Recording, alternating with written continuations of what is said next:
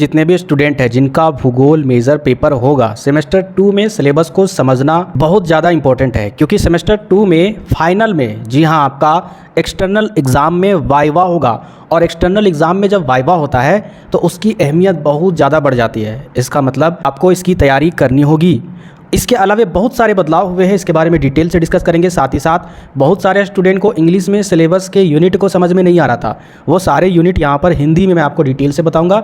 Video को पूरा और अच्छे से समझ कर देखिएगा। आप सभी को पता होगा, जो रेगुलर मेरे वीडियो को देखते होंगे उनको ज़रूर जानकारी होगी, मेजर 1 ये आपका सेमेस्टर 1 में था।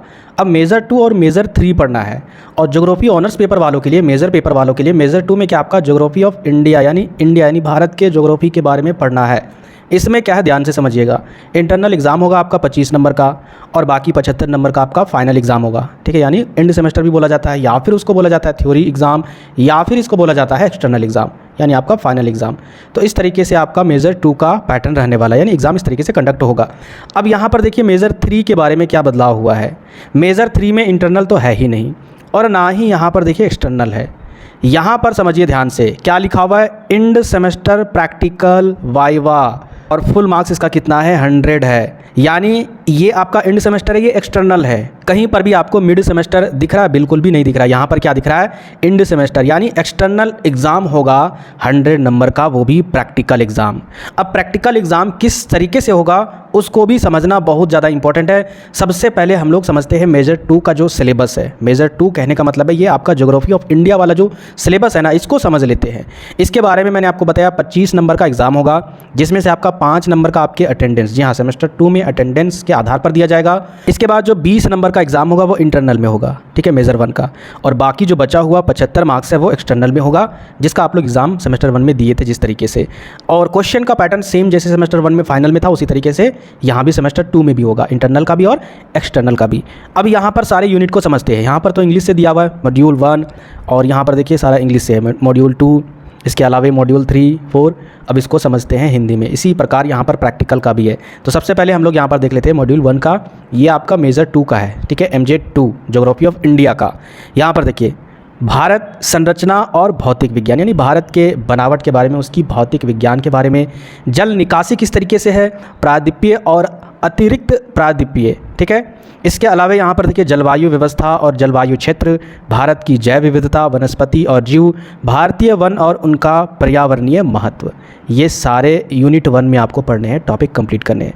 इसके बाद नेक्स्ट देखिए यहाँ पर यूनिट 2 में क्या आपका भारत के कृषि, यानी भारत में जो कृषि है उसके बारे में आपको पढ़ना है। जलवायु क्षेत्र के बारे में पढ़ना है, यानी अलग अलग क्षेत्र में किस तरीके से जलवायु है। हरित क्रांति के बारे में आपको पढ़ना है, उसके परिणाम, प्रमुख फसलों का वितरण, किस तरीके से भारत में कौन कौन सी फसलें बोई जाती है, उन सभी के बारे में, उसके उत्पादन के बारे में, धान और गेहूं और चाय के बारे में पढ़ना है। यानी जो आपने क्लास 12th में पढ़ा होगा वही चीज़ यहाँ पर थोड़ा सा विस्तार से पढ़ना है।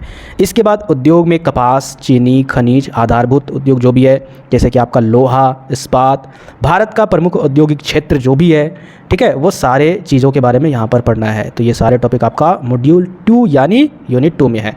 आगे देखिए नेक्स्ट आपका यूनिट 3 में क्या पढ़ना है, खनिज, लौह अयस्क, बॉक्साइट, मैंगनीज का वितरण, विद्युत संसाधन, कोयला, पेट्रोलियम और परमाणु खनिज, भारत में वैकल्पिक नवीकरणीय ऊर्जा की स्थिति, ये सारे आपके यूनिट 3 में पढ़ना है। भारत के विभिन्न क्षेत्रों का अध्ययन, ठीक है, अच्छे से उसका केस स्टडीज़, मध्य गंगा, छोटा नागपुर पठार, कश्मीर घाटी और मालाबार, ये सारे आपको यूनिट 3 में पढ़ने हैं।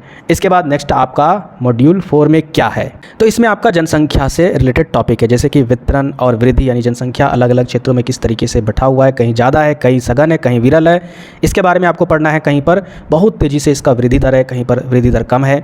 तो भारत में जनसंख्या यहाँ पर भारत में जनजातियों का वितरण किस तरीके से है, ठीक है, अलग अलग जनजाति पाए जाते हैं भारत में, वो अलग अलग किस तरीके से अलग अलग क्षेत्र में बटे हुए हैं।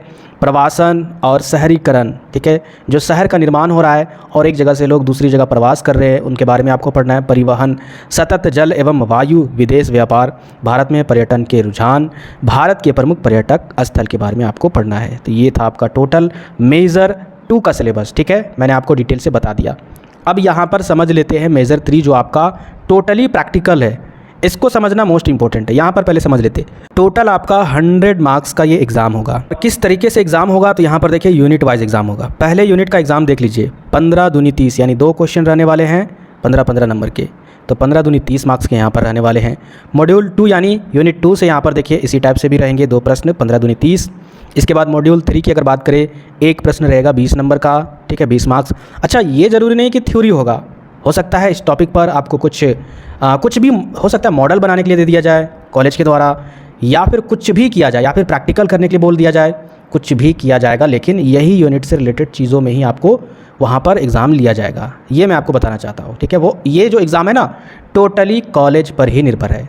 अगर जो भी स्टूडेंट कॉलेज नहीं जाते हैं, आपसे रिक्वेस्ट है कॉलेज कम से कम जाइए, और ख़ास करके कॉलेज अगर जाइएगा, अपने मेजर पेपर के जो लेक्चरार है, जो प्रोफेसर है, उनसे आप कांटेक्ट कीजिए, उनसे कनेक्शन बनाइए, तभी 100 में अच्छा मार्क्स मिलेगा। और जानकारी हासिल कीजिए कि सर इसका क्या और किस तरीके से एग्ज़ाम होगा, क्योंकि यहाँ पर देखिए 100 नंबर बहुत मायने रखता है। और अगर 100 नंबर में जैसे तैसे अगर नंबर मिल जाए तो फिर आपका रिज़ल्ट भी बहुत डाउन चला जाएगा, ठीक है। इसी तरीके से देखिए यहाँ पर मॉड्यूल 3 की अगर बात करें तो यहाँ भी आपका 20 नंबर का क्वेश्चन रहने वाला है, ठीक है, 20 मार्क्स का होगा। और ये मॉड्यूल 4 जो मैंने आपको थंबनेल में बताया था, फाइनल में वाइवा है। यहाँ पर जो आपका यूनिट 4 है, इसमें 2 कैटेगरी में मार्क्स को बांटा गया है। पहला है आपका प्रैक्टिकल नोटबुक, यानी आपको प्रैक्टिकल नोटबुक तैयार करना होगा। इसके बाद दूसरा जो है वो आपका वाइवा यानी मौखिक प्रश्न इसमें पूछे जाते हैं। 10 नंबर का आपके कॉपी के आधार पर नंबर मिलेगा, और बाकी जो 10 नंबर है वो आपसे जो क्वेश्चन पूछा जाएगा वाइवा में, उसके आधार पर यहाँ पर 10 नंबर दिया जाएगा।